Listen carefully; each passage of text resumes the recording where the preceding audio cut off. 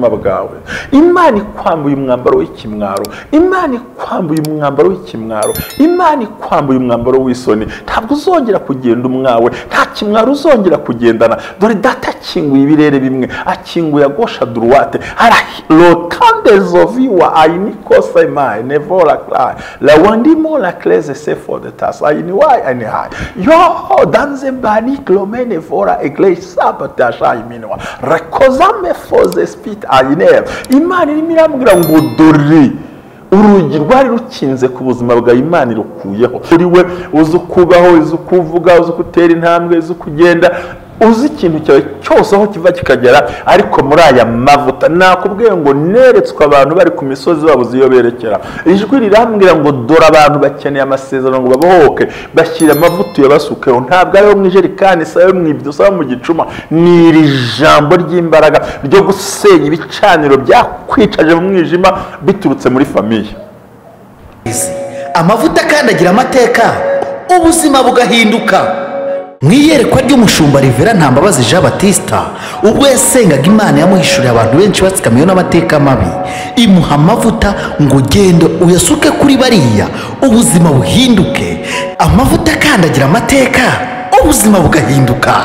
Amahoro y'Imana, umugambi w'Imana no gukunda kw'Imana n'urukundo Imana bakunda. Kuri uyu munsi wa none nshuti z'Imana tugeze ku munsi wa gatatu w'amasengesho, ariko ni itariki 27 ukwezi kwa 12 umwaka wa 2023, aho turimo dusoza umwaka wacu. Muri make hasigaye iminsi ine yonyine gusa ukaburambutse hakurya, ukifatira hakurya, ukagubwa neza, maze Imana ikabana naye muri byose mu izina rya Yesu Kristo w'i Nazareti. Turi muri cya kiganiro nakubwiye kitwa ngo Imana igomba gusenya ibicaniro byose ku buzima bwawe bwose. Niyo masengesho turimo, nta byinshi tuvuga, nta gutinda, nta kuvuga ibintu, nta. Uyu munsi ndi mu masengesho y'imbaraga kandi ndi kumva uyu mwuka w'Imana ugomba gukora ibitangaza. Ubu tuvugana dukora uno murimo, rero mbwiye ngo ni ugusenya ibihome, ibicaniro, imbaraga mbi zakurwanyaga. Imana iguhe umugisha mu izina rya Yesu Kristo w'i Nazareti. Ngira ngo umunsi w'ejo twabonye ibintu bibiri dukwiye gusenya. Icyo twise ngo ikintu kimwe, ibyiza byose wambuwe na Satani bigaruke. Icya kabiri, imbaraga zikurwanya zose zongere zicika intege, zirwanya ahazaza hawe. Rero kuri uyu munsi wa 20, umunsi wa gatatu, itariki 20, nabango ni umunsi wa gatatu w'amasengesho, ahubwo itariki 27 umwaka itariki 27 ukwezi kwa 12 umwaka wa 2023 tugiye gusengera cy'uyu munsi wa none.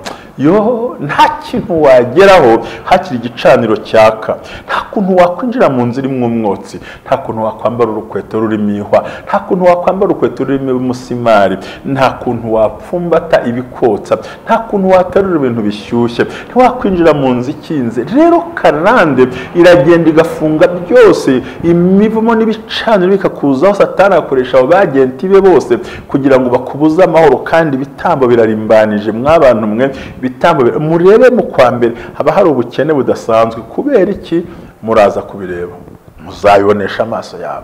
Mwari muzi ko byo no kuri Noheli abantu benshi barwanira gusubira iwabo kugira ngo hagire ibikorerwa abo hirya iyo ngiyo. Ariko ibyo ngibyo ntabwo cyo turiho twebwe, nuko tugomba kurwanya ibicaniro. Menya ngo ntabwo bizoroshye. Kuri uyu munsi wa 27 niko ngata ku itariki 27 z'ukwezi kwa 12 2023, twe ku munsi wa gatatu w'amasengesho wo kurimbura, kurandura, kuvanaho, kwigizayo, guhanagura, gusiba, gusiribanga, kufuta, kumena, kuraho burundu imbaraga mbizi kurwanya zose.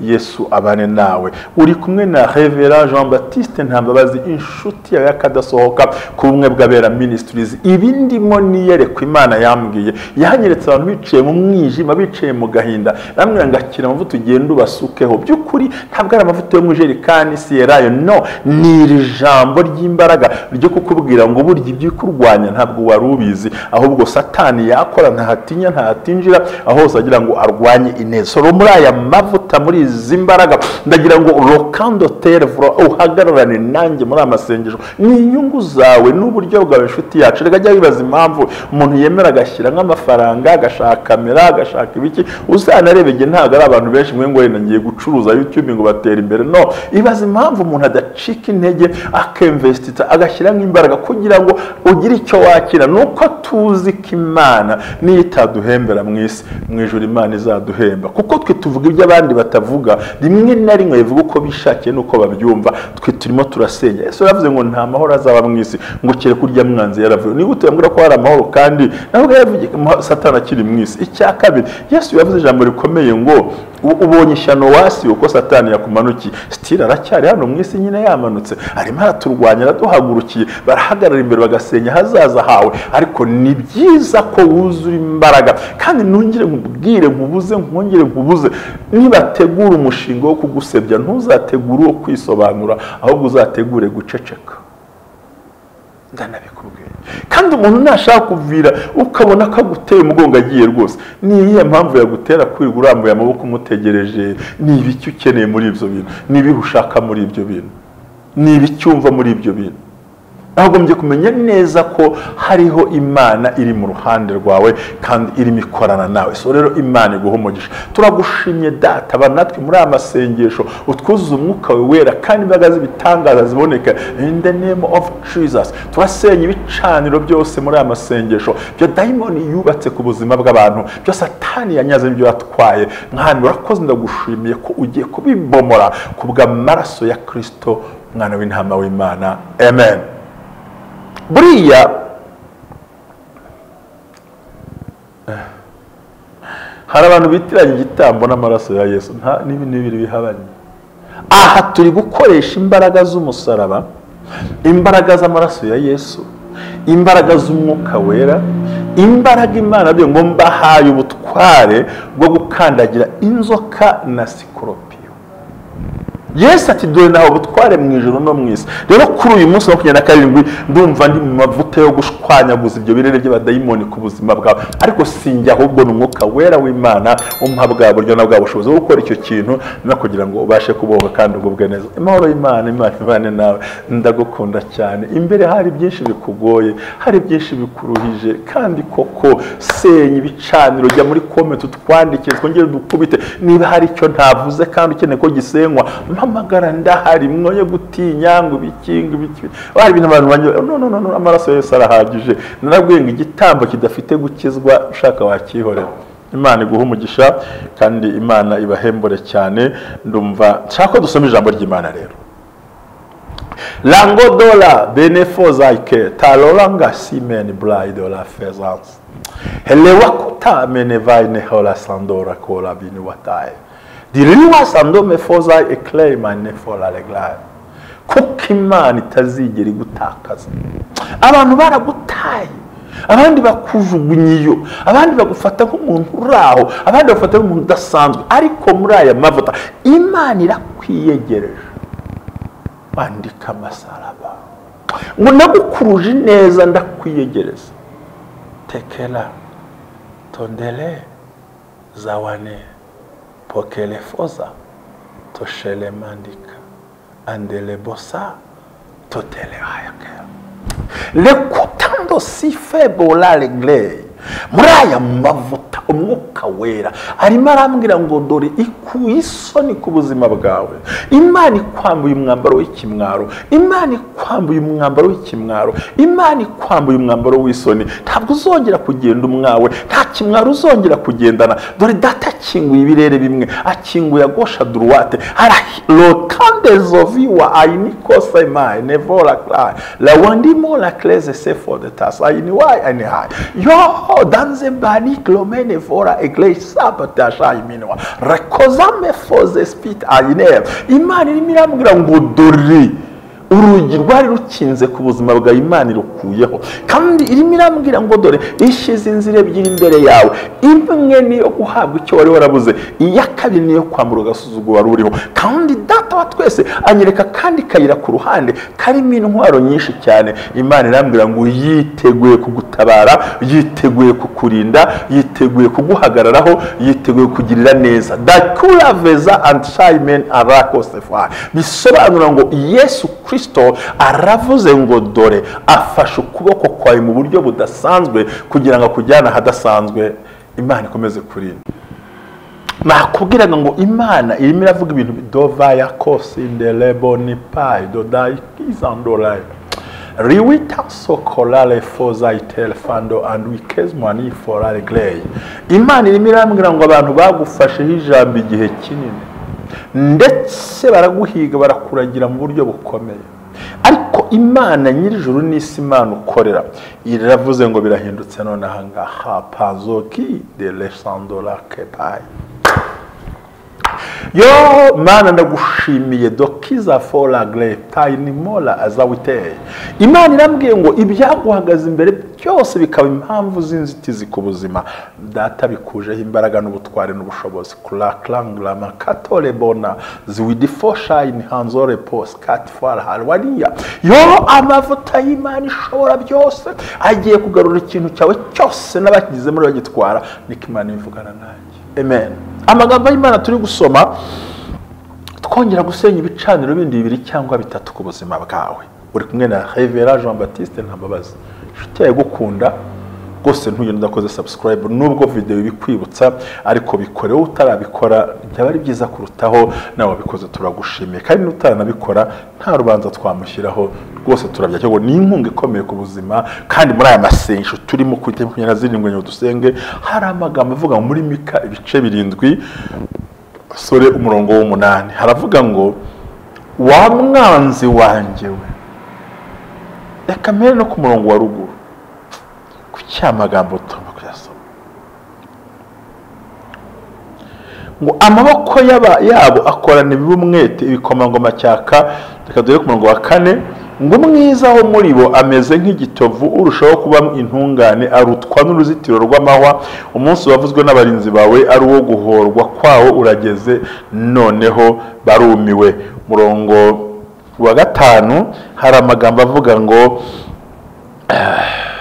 ntukizere inshuti, ntimukiringire inshuti magara, ndetse n'umugore wawe mupfumbatanye ntukamubomborera umunwa wawe ngo ugire icyo umubwira. Wa 6 kuko umuhungu azakoza sisoni, umukobwa agahagurukira nyina, umukazana agahagurukira nyirabukwe, abanzi b'umuntu nabo mu rugo rwe. Abanzi b'umuntu nabo mu rugo rwe. Murongo wa 7 ariko jyeweho nzahoza amaso kuwiteka, nzategereza Imana impagakiza, Imana yanjye izanyumvira. Umurongo w'8 nashaka tusengeramo dusenya ibicaniro 2 cyangwa 3 Imana yampaye ko dusenya uyu munsi wa none. Haravuga ngo wa mwanzi wanjye we kunyishima hejuru, ningwa nzabyuka, ninicara mu mwijima Uwiteka azambera umucyo. Wa mwanzi wanjye we ntunyishime hejuru, ningwa nzabyuka, ninicara mu mwijima Uwiteka azamurikira. Konderego sarababa takonele vondi ala masakara baba sitelemoni bride vara holasei. Dokandori kasfidi abamola hai never class amen pa. Ayana mavuta kondakiza bonikolama. We did it for the assessment. Avango ariko wa mwanzi wanjye winyishima, nta mpamvu harabakwishimye hejuru bari, kuko atubwiye ngo umwanzi w'umuntu nuwo mu rugo rwe. iyo bavuga urugo si dadi na mami nande, ahubwo mu rugo rwawe niyo ngo ni ya miryango iri famiye eraje yagutse, bene wanyu, banyogosenge, banyokowanya, bavandimwe, abaguhiga. Umwanzi w'umuntu n'uwo mu rugo birigaragaje ko mwiza muri bo asa n'igitovu, ngo urushaho kuba intungane warutwa n'uruzitiro rw'amahwa kandi ntiwarwegamira. Bivuze rero ngo umwanzi w'umuntu n'uwo mu rugo rwe. Murongo wa 8 ngo wa mwanzi wanjye we kunyishima hejuru ningwa nzabyuka, ninicara mu mwijima Uwiteka azamurikira. Asifiwe Bwana. Ndagira ngo tuganire kuri aya magambo, ndagira ngo umfashe dusenye ibicaniro bibiri. Icyambere ni igicaniro kibi gishyirwaho n'umuntu wo muri famiye yawe. Ejo twashenye ibicaniro bibiri, iki kwima amahirwe. Umunsi turasenya igicaniro cyo mu muryango. Wa mwanzi wanjye we ntunyishime hejuru ningwa nzabyuka, ninicara mu mwijima Uwiteka azamurikira. Icyo nzakora cyose Uwiteka azamba hafi kandi azangenderera, ntabwo azandeka. Wa mwanzi wanjye we ntunyishime hejuru ningwa nzabyuka, ninicara mu mwijima Uwiteka azamurikira, Uwiteka azambera umucyo. Rero tugiye gusenya igicaniro kibi gikomoka mu muryango wawe. Nta muntu wakuvuga atakuzi, nta muntu wakurwanya atakuzi. Bisaba ko umuryango baguciraho ibikino se mundi abarugwana ba nyirasenge, ba nyina, abakuzinga n'uwakubonye ubwa mbere ujya mu mihango batwara ibyo wagiye mu mihango. Niho mpamvu umunsi uva kuva ntibishire ntukame, ubutinyanka niwe ujya buhagarara. Nicyo bisobanura ko mu Kirundi kujya mu mihango Kinyarwanda n'ubutinyanka, nyine ubutinyanka nabivuze ngo ubutinyanka n'ubutinyanka burimvikana. None ugasanga wo muryango uramutse ngo kano kanya muri izi mbaraga no mu mafuta turimo tumenye ko dukwiye gusenya izi mbaraga zo mu muryango, kuko umuryango murebe bene wa Yakobo cyangwa abana ba Yakobo nibo barwanije muri umuna wa Yosefu, baramugurisha baza no kwicuza. Bivuga ngo igicaniro cyo mu muryango gishyirwaho n'umuntu ukuzi, ugusobanukiwe, mwareranywe, mwakoranye, uzi intege nke zawe, uzi inkomoko yawe, uzi uriwe, uzi kubaho, uzi kuvuga, uzi gutera intambwe, uzi kugenda, uzi ikintu cyawe cyose aho kiva kikagera. Ariko muri aya mavuta nakubwiye ngo neretswe abantu bari ku misozi babuze iyo berekera. Ijwi rirambwira ngo dore abantu bakeneye amasezerano ngo babohoke, bashyira amavuta yabasukeho. Ntabwo ariho mu ijerikani, sayo mwibyo, sayo mu gicuma. Ni iri jambo ry'imbaraga ryo gusenya ibicaniro byakwicaje mu mwijima biturutse muri famiye. Burya muri famiye mubona abantu benshi barwara uburozi, ubona abantu kubyara byanga, ubona kwiga byanga, ubona iterambere ryanga, nuko baba bagufiteho akse mu buryo bwose bushoboka. Nk'ubu kuri Noheli ntibabura kuba amafaranga warabahaye, kuri bonano uzayabaha uyahaye, ntuzi najyanye mu bapfumu, ntuzi icyo agiye kuyakoresha, ntuzi icyo agiye kuyakoraho, nta makuru ufite, uraho nyine uricaye, ntuzi nambashwi, nta kintu na kimwe urimo ureba, ahubwo byose byakubaye impamvu yo kugora kandi byakuvunnye. Rero mu izina rifite imbaraga rya Yesu Kristo w'i Nazareti, la condere grome sign for ben hailema ikosa fe. Igicaniro cyo mu muryango kikubuza amaherezo, kikakubuza icyerekezo, kikakubuza ibintu byose kugora, kandi kigatuma utabasha kubona inzira ucamo ikwiriye kandi nyayo, ifite imbaraga kandi iboneka. Kuko ariko kuko mu muryango barakuzi, avuga ngo umwanzi w'umuntu n'uwo mu rugo rwe. Umwanzi w'umuntu n'uwo mu rugo rwe.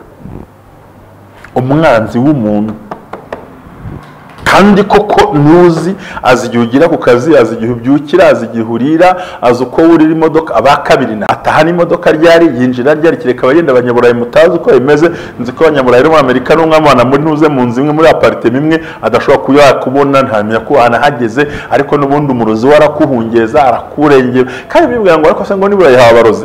Abarozi ntaho bataba muri isi, ubwo hari n'uburozi bukomeye nakubuze mu buryo bw'umwuka. Bafite yabo n'imyuka y'imbaraga, kandi imyuka y'abadayimoni kugira ngo y'abazungu kugira ngo uyirwanye bisaba ko ufite izindi mbaraga ziri hejuru, si ibintu byoroshye. Burya abadayimoni muri Afurika urashwiragizwa kubita ukarandura, ariko abadayimoni b'abazungu bisaba izindi mbaraga, bisaba kumenya ya mico yabo no kubashyira. Y'ukuri uyu munsi wa none muri amasengesho bivuga ngo turasenya igicaniro cyose cyashyizweho n'umuntu wo muri famiye kukurwanya ngo utabyara, udatera imbere, utagira ubuzima, udakizwa neza, ibicaniro bashyizeho nagira ngo unyemere kubw'amaraso ya Kristo na mwana w'intama w'Imana, kubw'amaraso y'imbaraga n'umwuka wera n'ibitangaza by'Imana, ndasenya ibicaniro bya famiye byose, ndetse abari close kuri bakwegereye, abari hafi yawe, abavugana nawe bakwegera, ndasenya ibicaniro mu izina rya Yesu Kristo w'i Nazareti, ibicaniro by'aho washatse n'aho wavutse n'aho ukomoka n'aho bashatsemo n'abo mukorana, ndabitwikisha imbaraga n'amaraso ya Yesu Kristo w'i Nazareti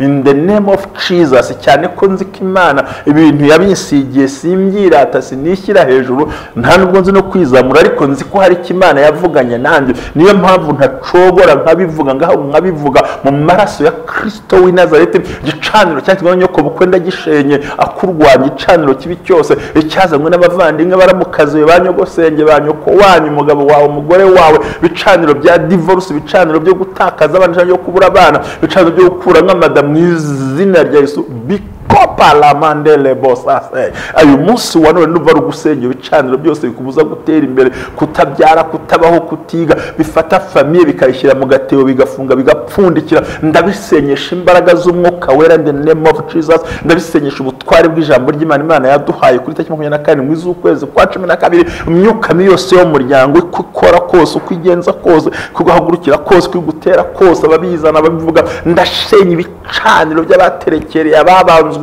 mu izina rya Yesu. Ndamenagura ibicuma byabo, ibikoresho byabo, ndatwika ibyo bakoresha, ibyo bakubana, ibyo bavanze, imyenda bagutwaye ndayigarura, ibyo bashido volale amavuta y'Imana bane nawe in the name of Jesus. Kubw'umwuka wera n'imbaraga z'Imana, kubw'imbaraga z'ibitangaza, fata igitangaza cyawe, ndagarura imyambaro bagutwaye, ibyo bakujyanye, bakwambuye mariage, bakwambuye ubuzima, abahora bakuvuga mu izina rifite imbaraga rya Yesu Kristo. Turi mu masengesho y'iminsi myinshi ikomeye, nuvuga ngo ni iminsi izaba iremewe gusenya imbaraga z'abadayimoni, tugakubita hasi tukarandura, ni ukuva kuri Noheli kugera ku itariki 3 z'ukwezi kwa mbere. Kandi haleluya, amavuta y'Imana, imyenda bagutwaye ukiri muto, amagambo bakugereye, amagambo bavuze, ibyo bakoze byose n'uburyo bagiye bakora, inzira baciyemo, ndasenya amayira y'abadayimoni yose, aho baterekeye, ibicuma bashyizeho, ibyo bakoze, indago, ibyo bagutonge, ndasaga bagushyizeho, ikintu cyose kirwanya ubuzima bwe cyo muri famiye, ndagishwiragiza, ndakubita karande zo muri famiye, ndazivana aho kudashaka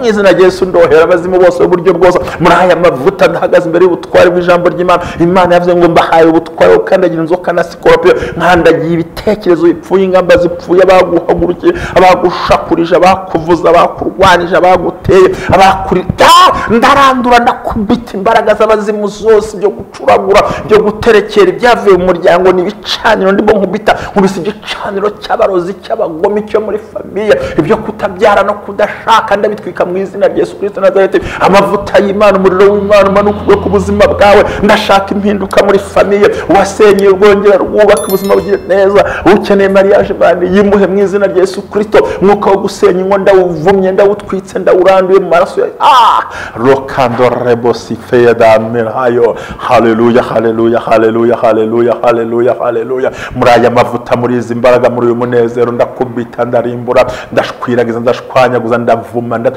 mu izina rya Yesu. Ndigizaho ubutware bw'abazimu n'abadayimoni, ibyo Satani yateguye byose ku buzima bwawe, ibicaniro byo mu muryango, ibicaniro by'ubusambanyi, ibicaniro by'ubuhehesi, ibicaniro by'ubugome, ibicaniro by'abatinganyi, ibicaniro by'uburyo bwose, ibicaniro by'ubutindi n'ubukene, ndatwika muri aya maraso kuri uyu munsi wa none. Ndagira ngo winjire, aho usigaje iminsi mike ngo winjire muri uno mwaka utaha, amavuta y'Imana aze kuri wowe. Ndasenya ibicaniro bya kera, ibyavuba, bishyashya, ibyo bateguye bitaraza, bikurwanya, bikubuza amahoro. Turi mu masengesho yo gukubita ibicaniro no kubirandura byo muri muryango. Navuze ngo uyu munsi wa none gusa ndi mu mbaraga zo gusenya ibicaniro bibi bikomoka mu muryango wawe, za karandi, imivumo, ibyaha n'akasiyazi gukurikira, ndakubita hasi imyuka n'amagambo bagutongereye, ndayahindura mu ijambo ry'Imana nakunze rigaragara mu gutera kwa 23:5, havuga ngo nuko batabasanganije umutsima n'amazi, ahubwo bakabasanganiza kubavuma, ngarika Imana ihindura umuvumo kuba umugisha. Ndagira ngo ibicaniro bibi byose byakuvuzweho, byakugiyeho, ibyo batongera, uko bakomeje, uko bakwirutseho, ibyo bavuze, ibyo bagambanye,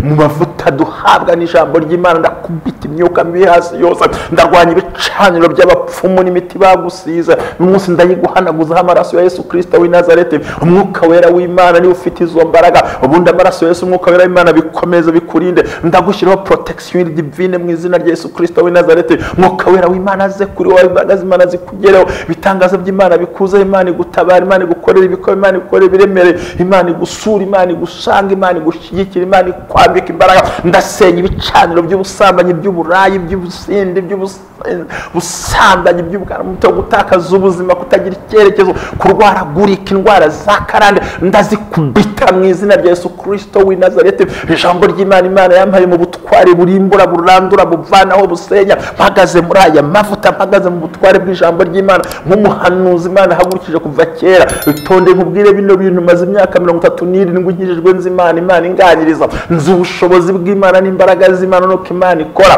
Byutinya ndasenya ibicaniro by'iwanyu, iby'abapfumu n'ibyo mwaragujemo, baguterekera, bakujyanye, imitongera, amagambo y'imivumo, amagambo y'uburyo bwose, ibicaniro bya famiye ndakubise, ndaranduye, nigijeyo, ndashenya imbaraga z'uburyo bwose, imyuka mibi yaguharasingaga, wajya gusenga ugasanga ibicaniro byaje, wacuruza ibigombya bikaza, wakwiga ibigombya bikaza, byose ugasanga ibicaniro bikwirunzeho, ndabisenyesha imbaraga n'ubutware. Aho ijambo ryatubwiye ngo wa mwanzi wanjye we ntunyishime hejuru, ningwa nzabyuka nicara mu ijuru, Uwiteka azamurikira. Rakoze nderemora paide fola reglaye loliwa semani ya mova. Haleluya. Ndikumva Imana iri Imana ikora ibitangaza. Ndasenya ibyo gusengera yakuvuze hose, wanyu yakuvuzeho, bavuze kuri imbwa ntuzayembwa uzaba umugabo, bavuze ko ntacyo uzimarira uzakimarira, bavuze ko utazabyara ugiye kubyara, bavuze ko nta gaciro ufite igihe ukabona, bavuze ko upfuye uzerera ntabwo uzazerera, Imana iguhaye uburyo, iguhaye icyerekezo, bavuze ko utazatera imbere, Imana iguye gutera imbere, bavuze ko ibyangombwa ugiye kubibona. Ndimo ndabona ibyangombwa birimo kwirakwira mu bantu batuye muri diaspora, ndabona abagabo 3 bari muri France n'umugore wa Imana bakora ibitangaza birabonetse. Ndimo ndabona abantu 2 Imana ihuje mu muryango bari mu France, ndimo ndabona umugabo umwe ari muri East Africa, simvuka aherereye umugore, ariko Imana imuzanye yo donda kelboni ya fola glide ma. Ndimo nderekwa rokaza fimande shay, hari abantu 3 mu Bubiligi Imana ihaye amazu bari barasabye, yo n'Imana irimo ikora ibitangaza, bariyeri yose yari yarakujeho, kubera ko impamvu inzu tutabasha kuyibona ni wa mwuka wo guhora mu bukode, kubera icyo hari Yesu umwana. 2 muri Canada Imana bahaye abana, mbega ibintu byiza. Muri Amerika Imana iratabaye, mbonye abantu Imana ikinguriye imiryango, bakira wa mugisha. Mu Rwanda ho nibikomeye cyane, Imana itanze ibiryo, itanze ubuzima. Narakubwiye ngo ikintu cya mbere kirekana ko ufite umugisha ni gakondo, n'ubuzima, n'ibiryo, ni damaje Imana ibiguhe. Mbonye Imana ifungura amarembo menshi cyane, nubwo abantu bahanura ngo tuwene phone umwaka w'ibibazo, wapi ni ibibazo ku bataravuganye n'Imana, yo kuba bohotse ukamenya ukuri. Shenya ibicaniro byose byo mu muryango iwanyu, hazeho impinduka,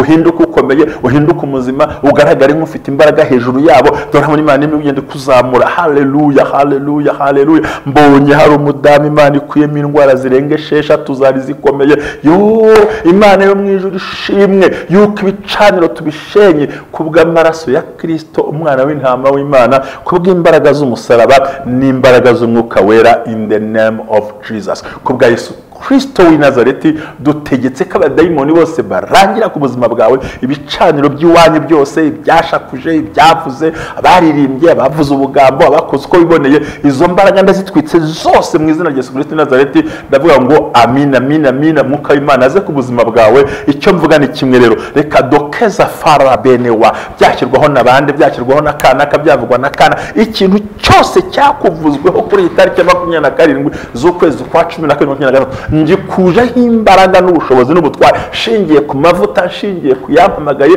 shingiye ku ijambo ry'Imana, shingiye ku mbaraga z'Imana, shingiye ku butware, ndabikubaho mu izina rya Yesu Kristo. Akira umugisha w'Imana kandi utere imbere kandi ugubwe neza.